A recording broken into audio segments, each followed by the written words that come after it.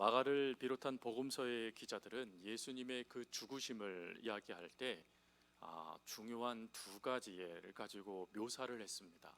그 첫 번째는 빛이고 두 번째는 어두움을 가지고 예수님의 그 죽으심과 그리고 부활하심의 그 모습들을 설명하면서 풀어낸 것이 마가와 또 마태 그리고 누가 요한복음의 마지막 부분에 묘사되어져 있는 예수님의 모습들이죠.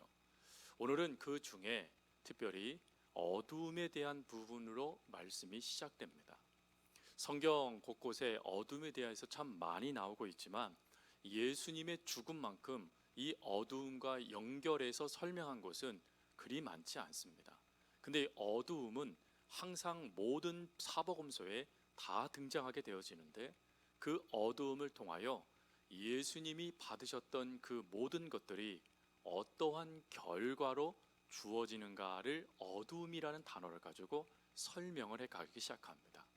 먼저 첫 번째로 예수님의 중요 사건 가운데 이 어두움으로 표현되는 것 중에 대표적인 것이 무엇이냐면 예수님이 배신을 당한 사건이죠. 예수님이 배신을 당한 그 사건은 저녁 늦은 시간에 가룟 유다가 제사장들에게 예수님을 파는 사건으로 나타난 모습입니다. 즉 그 시간이 한밤중이었다라는 것이죠. 또한 사내들인 공유의 재판, 그 재판이 일어난 시간도 늦은 밤이다라고 이야기를 합니다. 심지어 그 재판이 얼마나 심각하게 오랫동안 지속됐든지 그것이 밤중에 시작되어져 새벽까지 진행될 정도로 그 극심한 그 저녁 늦은 시간에 예수님을 재판하는 불법이 자행된 것이죠. 그리고 또 세 번째가 예수님의 죽으심입니다. 죽으심. 예수님의 죽으심에 대해서 오늘 본문은 분명히 예수님이 죽으신 그 시간을 정확하게 이야기를 하는데 그 시간이 바로 33절 말씀에 보니까 제6시였다라고 기록을 합니다. 그리고 예수님이 죽으신 다음에 이 어둠이 몇 시까지 지속됐냐면 제9시까지 지속되었다라고 이야기를 하죠. 제6시는 정오를 말하는 것입니다. 그리고 제9시는 오후 3시를 말한 것이죠. 그런데 이때는 대낮입니다. 저녁이 아니죠. 밤이 아닙니다. 그런데 성경은 이 시간에 뭐라고 성경은 이야기하냐면 어둠이 임했다라고 이야기를 합니다. 즉 저녁이 되었다라는 것입니다. 다른 복음서에는 또 조금 더 진한 표현을 쓰는데 그것이 칠흑같이 어두운 밤이 됐다라고 표현을 합니다. 이 칠흑같다라는 이 단어를 보니까 어떤 의미로 쓰여지냐면 내 앞에 있는 일을 알아보지 못하는 어두움을 말하는 것이더라고요. 그러니까 완전한 어두움이 지금 예수님이 운명하시는 그때에 바로 예수님이 십자가 달려 돌아가신 그 자리에 임했다라는 것입니다. 즉 예수님은 어두움 가운데 돌아가셨다라는 것이죠. 그리고 네 번째가 예수님이 장사 지내시는 것입니다. 예수님이 장사 지내시게 돼서 무덤에 묻히실 때에도 그 무덤을 무엇으로 상징했냐면 어두움으로 상징을 했습니다. 즉 예수님은 십자가를 지시기 전 배신을 당하시고 그리고 무덤에 묻히실 때까지 철저하게 어두움 가운데 있었다라는 것입니다. 그 어두움 가운데서 예수님은 철저하게 성경 말씀에 보면 하나님의 심판을 받으신 것입니다. 근데 우리가 여기서 하나님의 심판을 살피기 전에 또 한 가지 먼저 짚고 넘어갈 것이 있습니다. 그것은 지금이 3시간 동안 어두움이 임했다라는 이 부분을 가지고 다양한 설명들을 한다라는 것입니다. 어떤 이는 일식이 임했다라고 말하는 이가 있고 또 어떤 이는 모래폭풍이 임해왔다라고 말하는 그런 이들도 있습니다. 심지어 이 두 가지를 가지고 이야기하는 설교문도 있습니다. 그런데 그것은 잘못된 것입니다. 왜 그러냐면 일식이라는 이것이 언제 주어지게 되어지냐면 태양과 달과 지구가 이 일직선이 되어질 때 주어지는 것입니다. 근데 그 일직선으로 주어지는 그 모든 현상은 이 시간은 대략 8분에서 10분 정도밖에 그 일식이 이루어지지 않습니다. 근데 예수님이 돌아가신 다음부터 3시간 동안 말로 표현할 수 없는 초자연적인 사건이 발생됐다라는 것입니다. 더군다나 유월절 다음이라는 것을 우리가 또 기억하셔야 됩니다. 유월절은 보통 보름 기간이었습니다.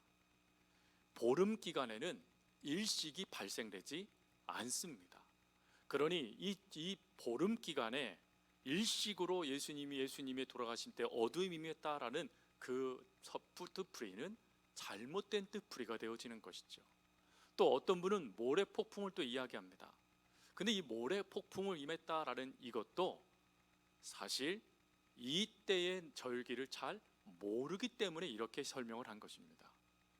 유월절은 나산월에 진행되어지는 절기입니다. 유대 절기죠. 나사로는 오늘 우리의 절기로 우리의 그 월의 개념으로 따지면 4월 달입니다. 4월 달은 이스라엘은 우기입니다. 즉 중동 지방이 4월 달은 우기가 발생되어져 많은 비가 내리는 때입니다. 그러니 그때에 모래 폭풍이 이 중동으로 넘어온다? 그것은 있을 수 없는 일이라고 하죠. 그러니 그 해석도 잘못된 해석이 됩니다. 그래서 이 해석을 우리가 굳이 이 3시간 동안 어둠이 임했다라는 이것을 설명을 해야 된다라고 말한다면 한 가지로밖에 설명을 해줄 수가 없습니다. 그것은 초자연적인 현상이라는 것입니다.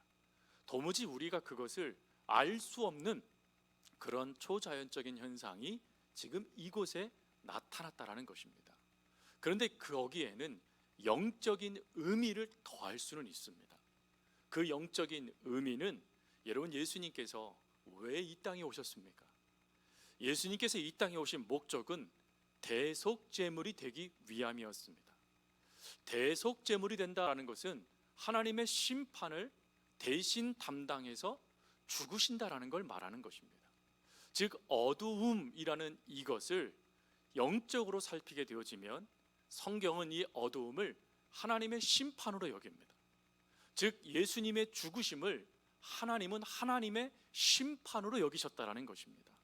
그래서 그 심판을 상징적으로 보여주기 위해서 3시간 동안 어두움이 그 예루살렘 베들레헴에 임하도록 하나님께서 역사하셨다라는 것이죠.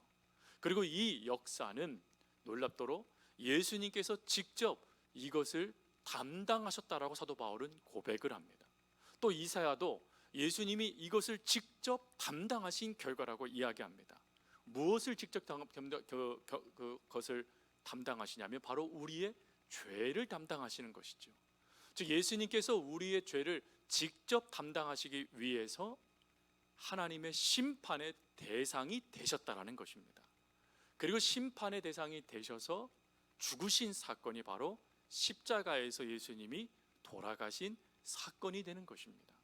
근데 그 사건에 예수님이 하나님을 향하여 오늘 부르짖는 말씀이 기록되어져 있죠. 물론 이거 외에 다양한 것들이 다른 복음서에도 더 많이 기록되어져 있지만 마가복음은 오늘 하나만 이야기를 합니다. 그것이 바로 엘리 엘리 라마 사박다니라는 아람어이시죠. 여러분이 아람어의 의미가 바로 나의 하나님 나의 하나님 어찌하여 나를 버리셨습니까? 라는 예수님의 탄식 부르짖음입니다. 여러분 이 부르짖음을 신학자들은 뭐라고 해석을 하냐면 사랑이 깊을수록 상실의 충격이 큰 반응이라고 해석을 합니다. 즉 나의 하나님이라고 예수님이 하나님을 부른다라는 것은 하나님과 예수님의 관계가 친밀한 관계라는 것을 말하는 것입니다. 즉 하나님의 사랑을 받고 그리고 하나님을 통해서 주어진 그 완벽한 사랑을 받고 있었던 예수님이 하나님으로부터 버림을 받았다라는 것입니다. 그러니 그 버림이 하나님의 사랑을 상실하는 충격으로 예수님께 다가오게 됐고 그 다가온 그 충격에 예수님은 하염없는 탄식으로 하나님 어찌 저를 버리실 수 있습니까? 왜 나에게 사랑을 거두시는 것입니까? 라고 부르짖는 것으로 신학자들은 해석을 한다는 것입니다. 이 부분을 조금 더 고민해 봤습니다. 그랬더니 이렇게 이해할 수 있겠더라고요. 여러분 성도님들이 저를 다 좋아하시고 사랑해 주시면 얼마나 감사하겠습니까? 그런데 100명 중에 한 분 정도는 저를 싫어할 수 있잖아요. 오늘 이 자리에 계신 분들은 아무도 그런 분이 없는 것 같으신데, 근데 그런 분이 저를 향해서 저한테 이렇게 얘기하는 거예요. 목사님 싫어요. 그러면 여러분, 제가 그 말을 들었을 때 마음이 어떻겠습니까? 슬프겠죠. 힘들겠죠. 근데 그래도 저를 사랑해 주시는 분들이 계시니까 힘을 내서 또 일어설 수 있지 않겠습니까? 그런데 만약에 그러지는 않은데 저희 집사람이 갑작스레 저한테 당신 절대 안 보겠어요 라고 하면서 여러분 떠났다고 한번 생각해 보십시오. 그럼 제가 그때 어쩌겠습니까? 말할 수 없는 큰 충격과 상실의 고통을 겪겠죠. 바로 주님이 지금 그걸 겪고 계신다는 것입니다. 하나님은 날마다 예수님의 모든 사역 가운데 함께 하셨던 분이셨습니다. 하나님됨을 포기하고 예수님이 내려오셔서도 하나님은 예수님을 떠나신 적이 없으셨습니다. 버리신 적도 없으셨어요. 그런데 십자가에 달려 돌아가실 때까지 하나님은 침묵하셨다라는 것입니다. 철저하게 사랑하신 예수님을 버리셨다라는 거예요. 그러니 그 버리심의 고통, 버림받았다라는 충격이 예수님을 향하여 하나님, 어떻게 그 사랑의 하나님이 나를 버리신 것입니까? 라고 부르짖는 그러한 모습으로 나타났다라는 것입니다. 그럼 여기에서 또 우리는 이렇게 질문해야 됩니다. 왜 하나님은 예수님을 버리셨습니까? 왜 하나님은 예수님을 심판의 대상으로 삼으셨습니까? 그 이유는 바로 저와 여러분 때문입니다. 저와 여러분들의 죄를 용서해 주시기 위해서, 저와 여러분들을 향한 그 사랑을 확실하게 보여주시기 위해서 우리 하나님께서 예수님을 버리시는 그 고통, 예수님을 심판의 대상으로 삼으시는 그 고통을 마다하지 않으시면서 오늘 예수님을 향하여 그 죽음의 잔을 마시도록 역사하셨다라는 것입니다. 여러분, 그 은혜를 미리 깨달았던 이사야가 이 고백을 했던 거잖아요. 이사야서 53장 5절 말씀, 그가 찔림은 우리의 허물 때문이요 그가 상함은 우리의 죄악 때문이라. 그가 징계를 받음으로 우리는 평안을 누리고 그가 채찍에 맞음으로 우리는 나음을 받았도다. 즉 우리를 위해서, 저와 여러분들을 위해서 주님이 이 버리심의 고통, 사랑에 단절되는 그 고통을 마다하지 않고 그 잔을 마시셨다라는 것입니다.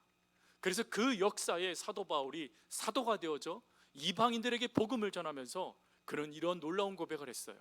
에베소서 1장 7절 말씀, 우리는 그리스도 안에서 그의 은혜의 풍성함을 따라 그의 피로 말미암아 속량 곧 죄사함을 받았느니라. 주님이 죽으심으로 우리가 죄사함을 받았다라는 것입니다. 즉 주님이 그 탄식하면서 하나님, 어떻게 나를 버리실 수 있으십니까? 어떻게 나에게 심판을 역사할 수 있으십니까? 라고 부르짖는 그거에 하나님은 침묵하시며 바로 우리에게 그 사랑을 주기 위해서 그 모든 것에 눈을 감으셨다라는 것이죠. 그러니 그 은혜가 오늘 우리를 살리는 사랑이 되고 역사가 됐다라는 것입니다. 그러면 여러분, 이러한 은혜 가운데 우리가 더 이상 어두움 가운데 있으면 안 되잖아요. 우리가 하나님 안에서 빛된 예수 그리스도 안에서 진정한 부활의 기쁨을 누리는 자녀로서의 삶을 살아갈 수 있는 은혜들이 있어야 되지 않겠습니까? 근데 안타깝게도 우리들에게도 영적인 어두움이 임할 수 있다는 것입니다. 우리가 하나님의 그 사랑을 받고 있음에도 불구하고, 하나님이 우리를 그렇게 사랑하심에도 불구하고 영적 어두움 가운데 우리도 빠질 때가 있다는 거예요. 언제일까요? 하나님을 등질 때요. 하나님이 아닌 내 마음대로 살아갈 때요. 여러분, 내 마음대로 살아가면 잘 될 것 같잖아요. 그런데 그때가 영적인 어두움이래요. 어두움이니까 내가 지금 어디를 가고 있는지, 내가 어디로 가야 되는지 알지 못하는 거예요. 더군다나 어두움 가운데 있으니 내가 어떻게 이러한 삶을 돌이킬 수 있는지 그 방법도 찾을 수가 없는 것입니다. 즉 우리의 힘으로는 도무지 그 어두움을 해결해 나갈 수 있는 길이 우리 가운데 없다라는 것입니다. 근데 그런 어두움 가운데 있는 우리들을 위해서 누가 오셨다고요? 예수님이 오셨다라는 것입니다. 그러니 그때 우리가 붙잡아야 될 이는 예수님이신 거예요. 물론 우리가 또다시 예수님을 십자가에 못 박는 듯한 그런 고통을 예수님께 주는 그런 삶의 모습이라 할지라도 그 삶을 다시금 온전한 믿음의 궤도로 올려놓을 수 있는 이는 우리가 아니라 주님밖에 없습니다. 그러니 그 주님을 붙잡고 그 주님을 의지하면서 그 영적 어두움의 길을 벗어날 수 있는 것, 그것이 바로 하나님께서 우리들에게 원하시는 모습이라는 것이죠. 여러분, 이러한 영적인 어두움에서 벗어나는 예수님의 그 확실한 은혜들을 하나님은 분명하게 보여주고 싶으셨어요.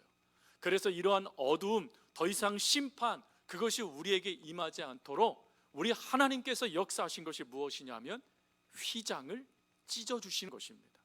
여러분, 휘장이요 어떻게 찢어졌죠? 위에서 아래로 찢어졌습니다. 위에서 아래로 찢었다라는 것은 이야기할 때 아이 휘장이 우리 교회에 있는 저런 것처럼 몇 명이서 잡아다니면 아이 찢어지는 그런 커튼인가 보지 라고 생각할 수 있으실 거예요. 근데 여러분, 휘장의 두께가 15cm였습니다. 양털로 아주 세밀하게 짰습니다. 그러니 이 휘장은 엄밀히 따지면 벽이었습니다. 벽. 근데 이 벽이 위에서부터 아래로 찢어진 거예요. 그럼 여러분, 이건 누가 찢으셨다는 뜻입니까? 하나님이 찢으셨다는 뜻이에요. 즉 예수 그리스도께서 십자가를 달려 돌아가시는 그 사건이 심판이 되고 예수님을 버리시는 모습이 되었지만, 우리를 향하여서는 내가 이럴 정도로 너희들을 사랑한다, 내가 이 모든 것을 찢어서 너희들과 나 만나기를 원한다 라는 분명한 확증이 되도록 우리 주님께 하나님께서 이와 같이 휘장을 찢으시면서 분리되었던 우리들의 관계를 회복시켜 주시는 역사를 우리에게 더해 주셨다는 것입니다. 그러니 여러분, 우리가 지금 왜 휘장이 없습니까? 없지요. 왜요? 하나님이 찢어주셨거든요. 더 이상 하나님과 우리 사이가 분리될 이유가 없는 거예요. 하나님과 우리는 하나된 관계가 되어지는 것입니다. 그리고 이 하나됨을 일으킬 수 있는 분이 누구십니까? 예수 그리스도이시죠. 그러니까 예수 그리스도 안에 있으면 예수님은 우리들을 통하여 하나님의 사랑이 얼마나 크고 얼마나 그것이 귀한지를 깨달을 수 있도록 우리를 붙잡아 주시며, 또 우리가 하나님 예수 그리스도 안에 있으면 휘장이 찢어짐의 이 역사를 통해서 하나님이 우리를 절대로 버리지 아니하신다. 하나님은 그 모든 것 속에 역사하시는 분이시다, 용서해 주시는 분이시다, 사랑해 주시는 분이시다. 그리고 예수님 안에 있으면 우리는 은혜 받는 자이다 하는 것들을 분명히 깨달을 수 있도록 역사해 주시는 분이 바로 예수 그리스도이십니다. 그러니 여러분, 예수님 안에 우리가 거해야 되는 것이죠. 예수님께로 끊임없이 돌아갈 수 있어야 되는 것입니다. 그럴 때 우리가 그 예수님 안에서 우리들도 이 백부장처럼 하나님께 고백할 수 있는, 예수님께 고백할 수 있는 거예요. 아, 진실로 하나님의 아들이십니다 라고 말이죠. 말씀을 정리합니다. 예수님께서 왜 십자가를 지셨습니까? 예수님께서 왜 돌아가셨습니까? 또 예수님께서 돌아가실 때 왜 어둠이 임했습니까? 그 모든 것들은 우리 때문입니다. 우리에게 하나님의 사랑을 분명하게 깨닫게 하시고자, 우리에게 그 사랑을 온전하게 받고 누릴 수 있는 하나님의 자녀가 되게 하시고자 예수님이 심판의 대상이 되시고 예수님이 십자가의 잔을 마다하지 않고 받으신 것입니다. 그러니 그 예수님을 믿는 우리들은 더 이상요 죄의 자녀가 아니에요. 우리는 용서받는 자녀, 우리는 은혜 받는 자녀, 우리는 하나님의 사랑받는 자녀, 우리는 그리스도 하나님 안에서 하나님을 아버지를 부르며 하나님의 자녀된 믿음의 자녀가 된 것입니다. 그러니 그 자녀의 모습을 가지고 온전하게 주님을 더욱더 의지하면서 믿음으로 그 주님 안에서의 그 사랑을 확신하며 끊임없이 살아갈 수 있는 저와 여러분들의 삶이 되어줄 수 있기를 간절히 주님의 이름으로 부탁드립니다.